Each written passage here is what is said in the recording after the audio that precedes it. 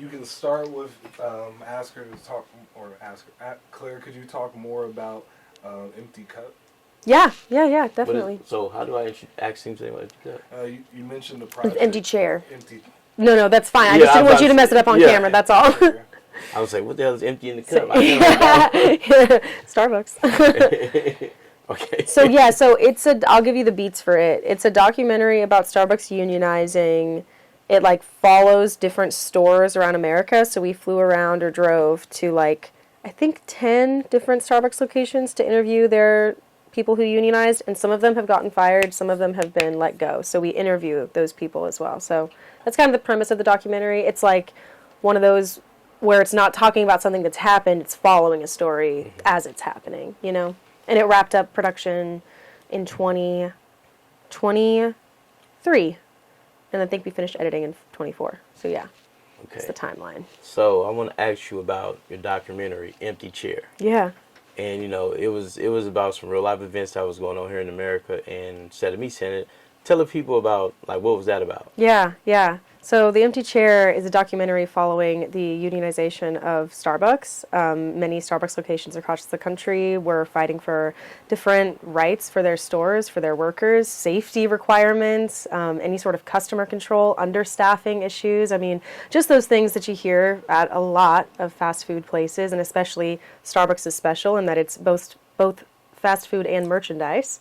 So they deal with a lot of different customers, and obviously everybody knows the name Starbucks. So they hold that reputation in their hands, and they decided to take some control and decided to make some union efforts. And Starbucks' CEO, Howard Schultz, or ex-CEO, who's still pulling the strings, he has said he has not undergone any sort of union busting activities, but there are documented union busting moments. They have shut down some of the most prominent stores across America. The one in Kansas City that they shut down, that is the reason people would go to this one center in the downtown area of Kansas City, because it was just getting so dead. Everybody was moving to a different district, but everyone would go back for that Starbucks.